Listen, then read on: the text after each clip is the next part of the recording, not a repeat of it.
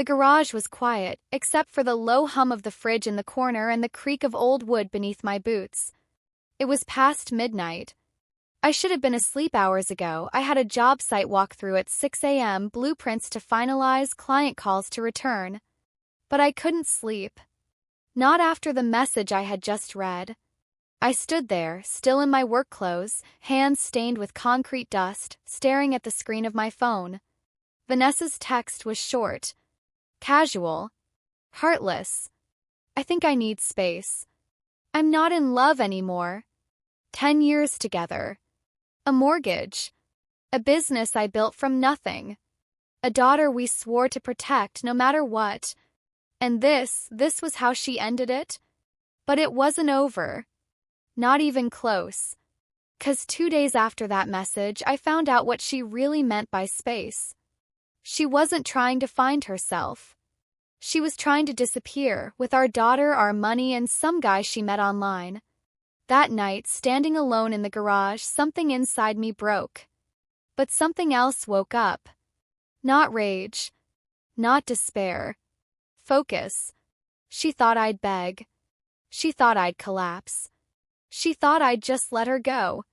She had no idea who she was really up against.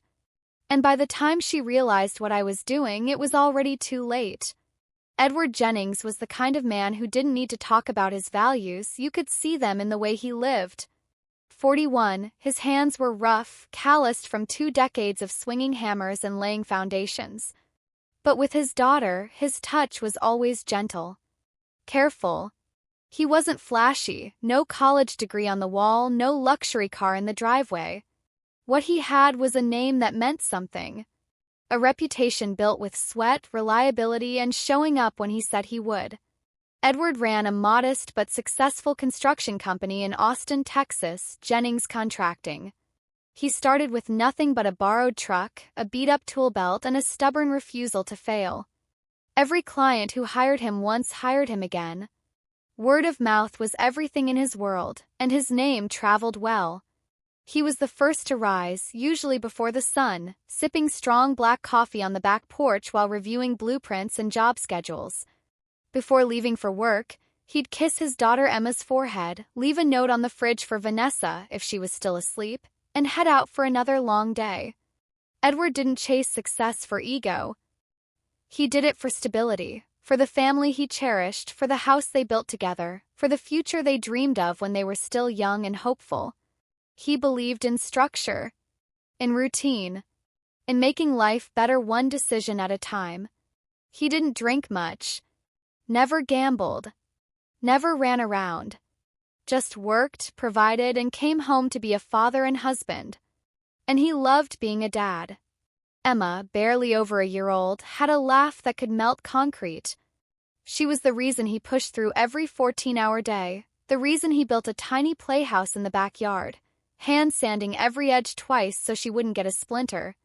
For Edward, devotion didn't come in grand gestures. It showed up in the little things. Quiet things. He wasn't perfect. But he showed up every damn day. For a long time, he thought that was enough. Until he learned it wasn't. It hadn't always been like this. Before everything unraveled, Vanessa was the kind of woman who lit up a room without even trying. Edward met her at a friend's backyard cookout 8 years ago. She was sharp, quick-witted, with a fire in her eyes that made everything she said feel important. Back then, she worked in marketing at a tech startup, the kind with colorful bean bags and glass-walled meeting rooms. She talked fast, moved fast, had big plans. He was drawn to her ambition. She was drawn to his groundedness. "You're the most solid man I've ever met." "You're the most solid man I've ever met," she once told him, lying on his chest after their second date. She meant it. At least he thought she did. They moved fast, married within 2 years, bought a house. Edward insisted on doing most of the renovations himself. They started talking about kids early, dreaming about the life they'd build together. When Vanessa got pregnant, she brought up staying home for a while. She wanted to be there for the early years, to be the kind of mom she said she never had. Edward supported it without hesitation. His business was steady enough to carry the load, and if it meant more time for her to bond with their daughter, he was all in. The first few months after Emma was born were tough, sure, but they were in it together. Or so he thought. Emma was everything to him, a tiny mirror of their best moments with Vanessa's eyes and Edward's laugh. From the moment she grabbed his finger in the hospital, he was done. He rearranged job sites to make it to doctor's appointments, built her crib by hand, and slept on the floor beside her when she was sick. She gave him clarity, purpose. On the worst days, hearing her little voice call out "Dada" made everything else fall away. He lived for her joy, unfiltered, innocent, real. But somewhere along the way, something changed in Vanessa. It started small. Fan comments about feeling like just a mom. Jokes about needing a break from the routine. Then came the silence. She started staying up later, scrolling her phone long after Emma was asleep. Stopped laughing at Edward's bad jokes. Started calling everything fine, with that flat, distant tone that didn't match her words. First, Edward brushed it off. Everyone gets tired, especially with a baby. But over time, the warmth faded. She wasn't angry, just absent. Like she'd quietly stepped out of their life and forgotten to come back. The shift from silence to suspicion didn't happen overnight. Crept in like a slow fog. At first, Edward was just grateful Vanessa was getting out of the house. Girl nights, she called them. Once a week. Then twice. Then suddenly it was every other night. Edward would come home from a 10-hour workday to find Emma half asleep in front of the TV, cold leftovers on the counter, and Vanessa nowhere to be found until well past midnight. She'd breeze in, smelling like roses, an expensive perfume she never used to wear. Eyes glassy, smiling like nothing was wrong. She started dressing differently, too. More makeup. Tighter clothes. Heels she hadn't worn in years. Edward tried not to jump to conclusions. Maybe she was just reclaiming herself. Maybe she was feeling confident again. He wanted to believe that. He wanted her to feel good. But what gnawed at him wasn't just how she was dressing. It was how she was disappearing. Even when she was home, she wasn't there. Always on her phone. Always just checking something or chatting with the girls. Emma would toddle up, arms raised, and Vanessa would barely glance away from her screen. Edward took over more and more, bath time, feeding, playtime, appointments, telling himself it was just a phase. But a man notices when his wife stops touching his hand on the couch. When she stops laughing. When he becomes just another piece of furniture in her daily routine. Edward chalked it up to stress. Hormones. Burnout. He didn't want to admit what he feared deep down. Maybe it wasn't just the baby blues. Maybe she was already gone. Then came the call that pulled the mask all the way off. It was a Wednesday afternoon. Edward was on his lunch break, sitting in his truck outside a supplier's yard, halfway through a cold sandwich when his phone buzzed. Marcus. His buddy from high school.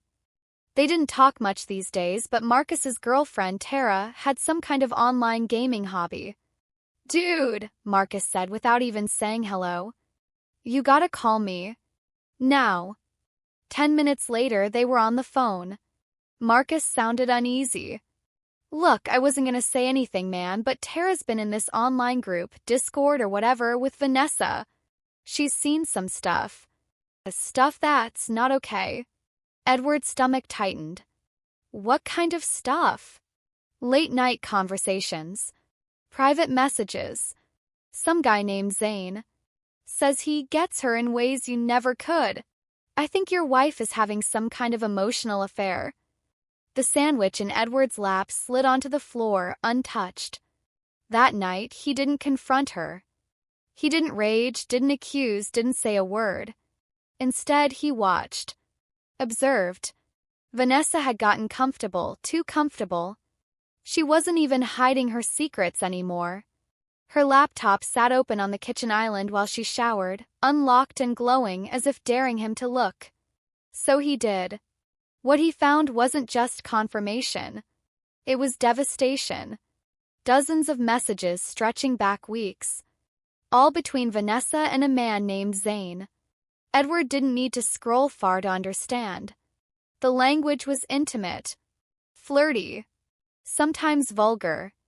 They had exchanged pictures, photos Vanessa had taken in their bedroom. In his hoodie, wearing his ring. But what hit the hardest were the conversations about Emma. Plans to move. Plans to figure out child support. Plans to explain to a judge why Edward didn't deserve to be part of his daughter's life. He's too stiff, too cold. He thinks being a good dad is just changing diapers and paying bills.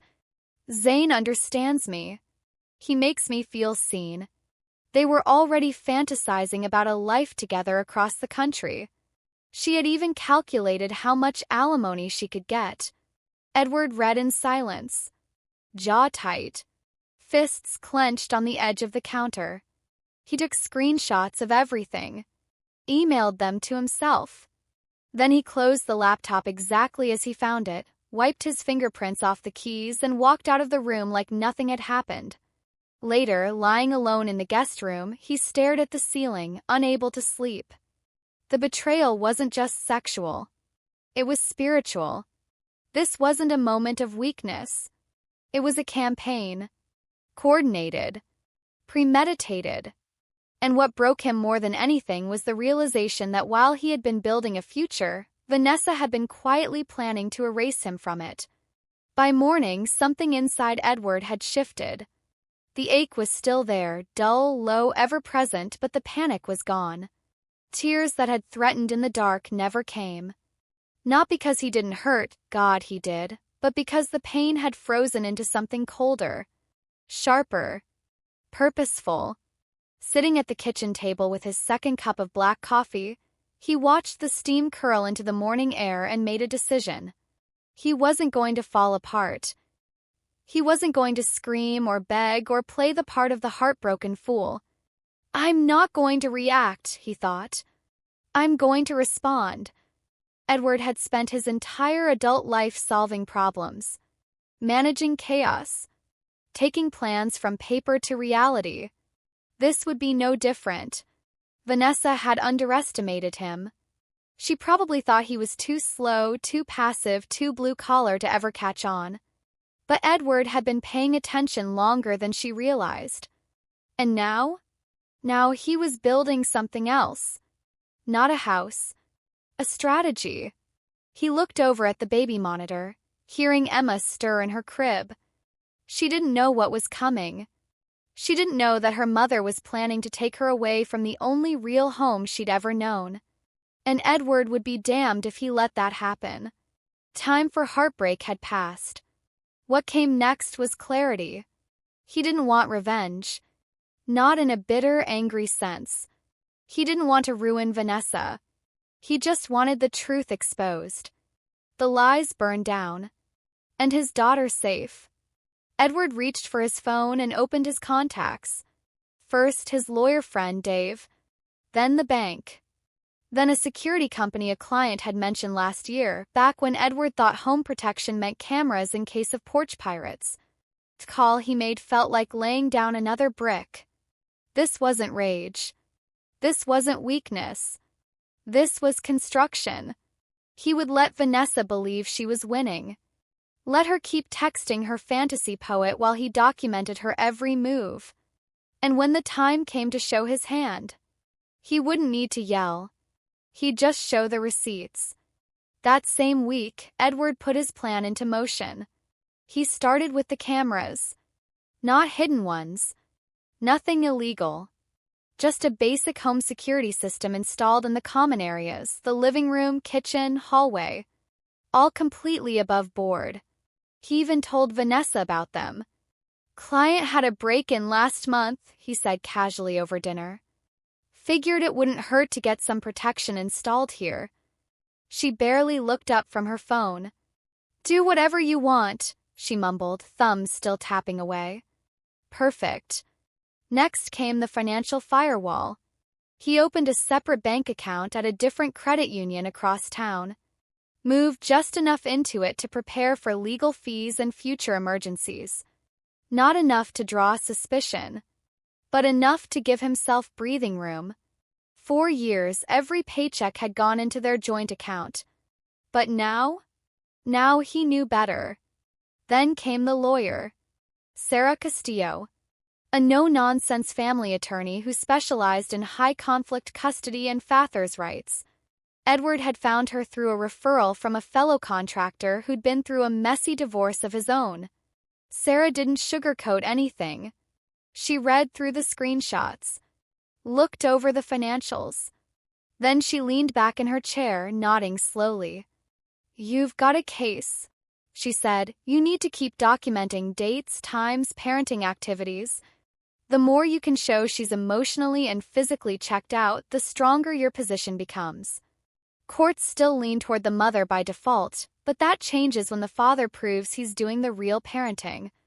Edward nodded, his jaw tight. "I'm already on it."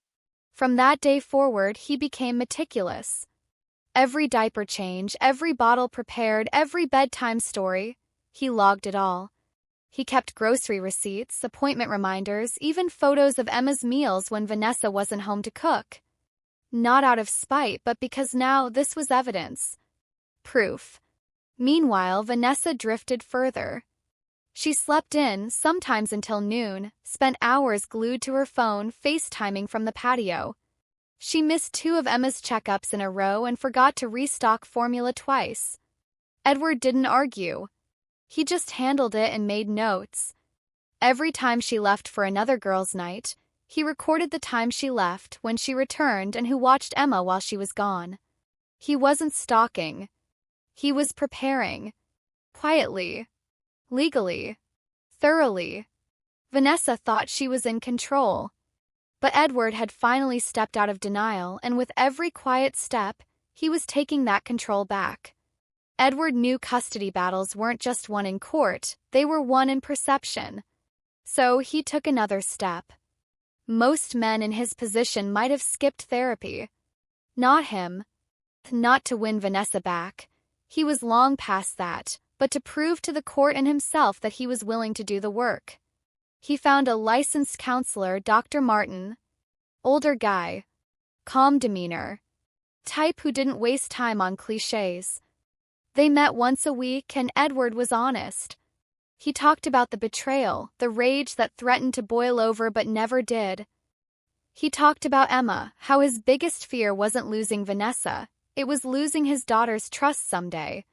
Dr. Martin listened, gave him tools, and, most importantly, documented every session. Edward kept every receipt, every appointment confirmation, every note. He created a digital folder with texts, grocery bills, and photos, Vanessa scrolling on her phone while Emma sat alone on the floor. This wasn't paranoia anymore. It was preparation. Then, just as he was building a rock-solid case, Vanessa made her move. It started subtly, friends growing distant, old neighbors giving tight-lipped nods instead of warm hellos. Then his own mother called, her voice tense. "Edward, Vanessa says you've been distant, that you're emotionally shutting her out." That's when he knew. Vanessa was flipping the script, spinning a new story, casting herself as the emotionally abandoned wife and him as the cold, detached husband. She was weaponizing his silence. But Edward didn't lash out. He stayed calm. Quiet. He started reaching out to people, showing them the screenshots, the therapy logs, the videos of Emma calling Mama while Vanessa scrolled right past her. Slowly, the tide began to turn. Truth wasn't loud, but it was solid. And it was starting to show. Just when Edward thought she might be backing off, Vanessa made her boldest move yet. Came on a Tuesday morning, slipped in with the regular mail. A thick envelope stamped from her attorney. He opened it at the kitchen table, Emma babbling happily in her high chair, sticky with yogurt and Cheerios. Inside was a formal petition. Vanessa was filing for full physical custody of Emma. Her claim? Edward was emotionally unavailable, controlling, and incapable of providing the nurturing environment their daughter needed. He stared at the paper, expressionless. His hands didn't shake. His heart didn't race. Because this was exactly what he'd been preparing for. She had underestimated him again. Vanessa's official statement painted a version of their life that Edward didn't even recognize. In her words, she was a dedicated mother, exhausted by her husband's coldness and obsession with work. She claimed he was detached, dismissive, even intimidating. That he used money as leverage, controlled her every move, and only took an interest in Emma when it was convenient for his image. It was fiction. All of it. But he knew fiction could sound like truth if told confidently enough, especially in court. Edward stood, wiped Emma's mouth with a warm cloth, and kissed the top of her head. Then he picked up the phone and called Sarah. "She's trying to erase me," he said. "Let's show them who the real parent is." The gloves were off now. Edward wasn't playing defense anymore. Courtroom days have a strange kind of tension. Quiet. Clinical. But charged, like a thunderstorm just out of sight. Edward sat in a stiff-backed chair, button-down ironed, boots shined, jaw set. On the outside, he was calm. Edward looked calm on the outside, but inside, every nerve was on edge. This wasn't just about legal proceedings. This was about Emma, his daughter. His name, his role as a father, his entire life. Sarah, his attorney, was unshakable. She walked in composed, organized, and fully prepared. Meanwhile, Vanessa's lawyer opened with a carefully crafted narrative about emotional neglect and control. Sarah sat still, listening, not interrupting. She let the accusations pile up as Vanessa sat on the stand, crying softly, recounting how Edward had made her feel invisible. She painted herself as a struggling mother, claiming she had done everything alone, fearing for Emma's emotional well-being under such a rigid household. When it was Sarah's turn, she wasted no time. She methodically laid out Edward's parenting records, meticulously documented logs spanning months. Every diaper change, pediatric visit, feeding schedule, bedtime, and sick day was recorded, complete with timestamps and corroborated by his mother and daycare check-ins. Then came the bank statements. Every purchase for baby essentials, groceries, and medications came from Edward's account. Vanessa hadn't bought diapers in weeks. Finally, Sarah played the surveillance footage. Courtroom watched as little Emma toddled toward her mother, a toy in hand, while Vanessa sat on the couch, scrolling through her phone.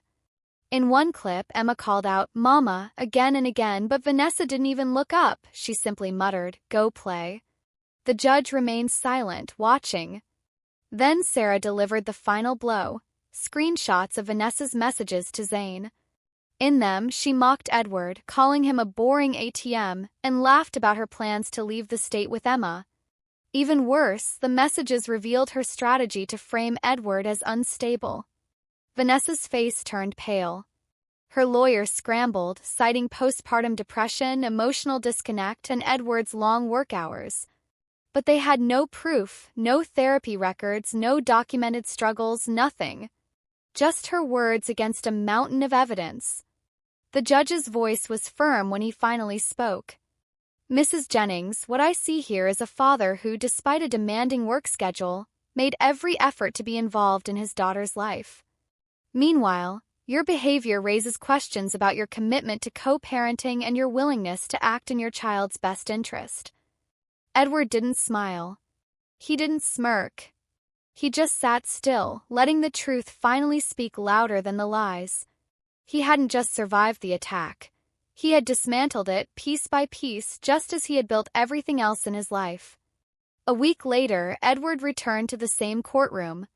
His hands were steady, his tie straight, Sarah at his side.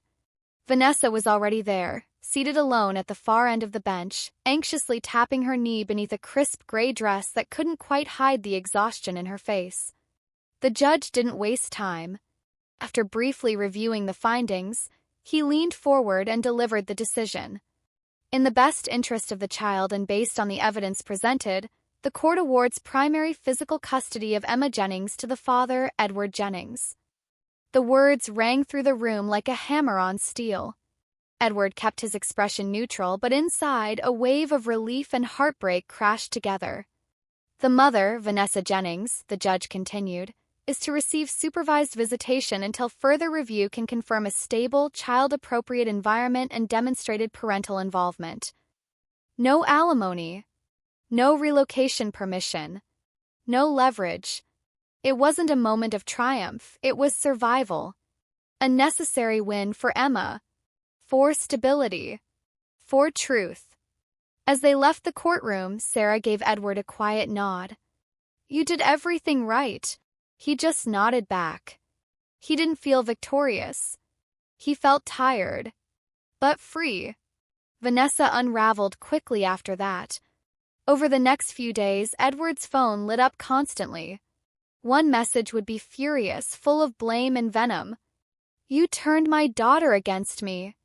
You're a monster, Edward. I gave up everything for this family." Then, like clockwork, the tone would flip. "Please, let's talk. You don't understand what I was going through. Maybe we can fix this for Emma." He didn't reply. Not because he hated her, but because he finally saw her clearly. Every message was a variation of the same thing, regret wrapped in manipulation. She wasn't sorry for what she did. She was sorry it hadn't worked. And Edward wasn't about to step back into the storm he had just walked through. As the weeks passed, Vanessa's messages slowed, and the silence that followed was louder than any of her previous rage. Edward figured she was either regrouping or finally accepting the outcome. Then he heard the real story.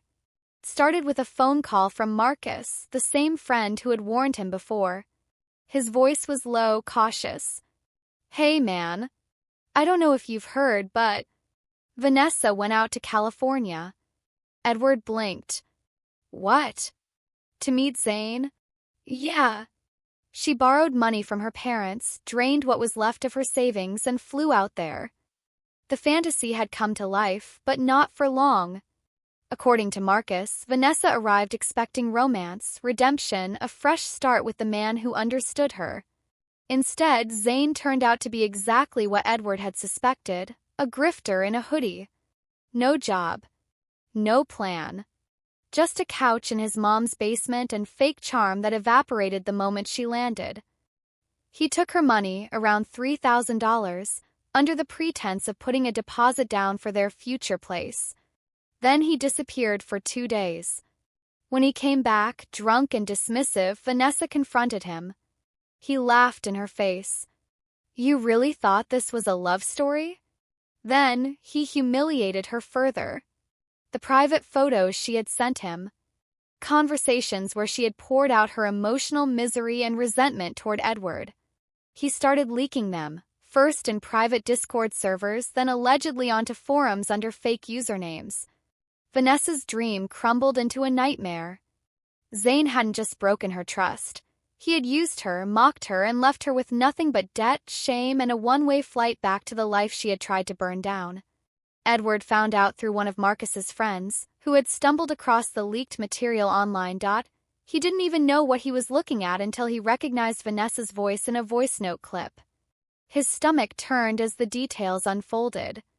Zane had posted screenshots of their private chats, layering them with crude commentary, mocking her vulnerability like it was some kind of joke for the internet. Edward didn't feel joy. He didn't feel vindicated. Just a quiet, heavy sadness, for the woman she used to be and for the ruin she had chosen over the family that once stood right in front of her. It was late one evening when Edward's phone rang. An unfamiliar number with a California area code. He almost ignored it, assuming it was spam, but something told him to answer. When he did, all he heard at first was breathing. Then a shaky voice, fragile and stripped of all the fire it once held. "Edward, it's me." Vanessa's voice cracked. I messed up. I made a huge mistake." She was crying. Not the performative sobs he had grown used to during arguments, but something deeper. Desperate. Broken. She admitted everything. How Zane had used her. How he had taken everything and left her stranded. How she had to call her parents, tail between her legs, to get a flight home. How her online friends had disappeared the second she stopped being entertaining. "I thought he loved me," she whispered. I thought he was different. There was a long silence before she said the words Edward had been waiting to hear since the beginning. Can we try again? For Emma's sake. Edward closed his eyes, listening to the static between them. He heard the voice of a woman who finally realized she was never the main character in her own fantasy, just a footnote in someone else's game. But he had nothing left to give her. I'm not going to scream at you, Vanessa. I'm not even angry anymore, he said, his voice calm. But you made a choice. You don't get to walk back into this house like none of it happened.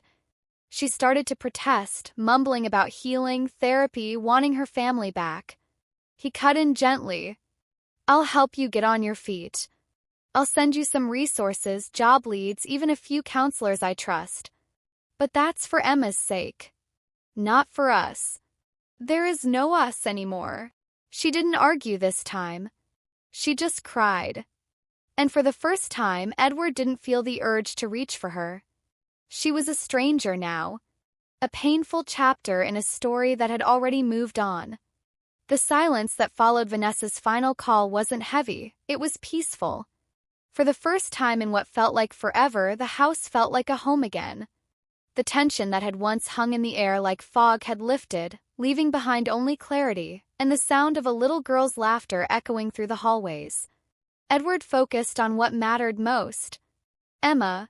He had always been a provider, but now he made sure he was present. Fully. Completely. He scaled back his work hours, promoting his foreman Tim to oversee day-to-day operations. It was a risk, but one worth taking. The extra hours at home weren't wasted. He converted the garage into a full-blown playroom for Emma. Not just a few toys and a rug, this was a full renovation. He painted the walls sky blue with hand-painted clouds, installed soft flooring, built a mini library in the corner, an art nook, even a small climbing wall with thick padding. He built most of it himself. Every shelf measured with precision, every detail infused with care. Emma thrived in the space. She lit up every time she stepped inside, her tiny hands flipping through books, crayons scattered everywhere, her laughter bouncing off the walls. Edward would sit on the floor, watching her build towers of blocks, realizing this was what peace looked like. This was what real purpose felt like. He hadn't expected to find love again. It wasn't even on his radar. But life has a way of bringing light from places you least expect. Started small. Routine pediatric visits for Emma. That's where he met Claire. A soft-spoken nurse with kind eyes and a laugh that felt warm, not forced. First, their conversations were brief, simple exchanges about checkups and prescriptions. But over time, they lingered. Claire never asked about the past. She didn't pry. She simply listened. And more than that, she saw him. Not as a case to fix. Not as a broken man to rescue. She saw a father. A provider. A man who had endured something quietly and come out stronger. She connected with Emma instantly, patient, playful, the kind of gentle that only comes from someone who truly loves kids. For Edward, it wasn't about moving on. It was about finally moving forward, with someone who didn't take his strength for granted. With someone who saw his silence as depth, not distance. Mornings became his favorite part of the day. No rush. No quiet tension in the kitchen. Just the smell of pancakes, the sound of Emma's bare feet padding across the floor, and her little voice calling out, "Daddy, look!" as she held up another crayon masterpiece. He never realized how many moments he had missed before. How often his mind had been at job sites while his daughter was growing before his eyes. Now, every giggle, every mispronounced word, every dimpled smile, it all felt like oxygen. He stopped checking the clock during story time. If Emma wanted to read the same book 3 times in a row, he read it. If she wanted to sing the wheels on the bus at full volume while dancing in her pajamas, he sang with her. Her laughter, pure, unfiltered, had become his healing. Filled the spaces in him that used to ache. The weight he had carried for so long had lifted. Not because the pain was gone, But because something more important had taken its place, he didn't need grand plans anymore. His purpose was right in front of him every time Emma wrapped her tiny arms around his neck and whispered, "I love you, Daddy." Vanessa's visits were now supervised by a court-appointed third party once every 2 weeks. They were short, structured, and monitored. Edward never said much during the drop-offs. He didn't have to. Contrast spoke for itself. On one particular visit, as Vanessa stepped onto the porch to collect Emma, she glanced inside. She saw the cozy chaos of their living room, the toys neatly organized, Emma's artwork taped to the fridge, Claire's sweater draped over the armrest. Her eyes lingered for a second longer than usual. Edward saw it, that flicker of recognition, of realization. But he didn't return it. No anger, no smile, just quiet understanding. She had walked away from this life, and now it belonged to someone else. The person you trusted most, the one you built a life with, shared a home with, raised a child with, turned around and tried to erase you from your own daughter's world, could you ever truly forgive them? Not just the act, but the intent? Not just the pain, but the premeditation? When someone you love rewrites your story, not just to leave, but to replace you, do you ever look back? Or do you draw the line, not out of bitterness, but because self-respect demands it? I want to hear from you. Whether you're a father, a mother, or someone who's been burned by betrayal, how did you deal with it? Did you find peace, or are you still picking up the pieces? Drop a comment below. Your story might help someone else going through the fire right now. Truth is, we don't talk about this enough. Some of us carry battles no one ever sees. They say men don't feel pain, that we bottle it up, that we just move on like it's part of the job. But I felt it. Every betrayal. Every lonely dinner. Every time I stared at the ceiling wondering if my daughter would grow up believing I didn't care. Till I stood up. I didn't let anger turn me into something bitter. I let purpose rebuild me. Every playroom shelf I installed, every meal I cooked, every bedtime story I read wasn't just for Emma, it was for me too. A reminder that I didn't lose, I chose better. Because sometimes the best revenge isn't making someone suffer. It's building a life so solid, so full of peace, love, and purpose that the person who threw it all away has to watch from a distance, knowing they'll never be part of it again. And sometimes you don't need to burn the bridge. You just need to build something better on the other side.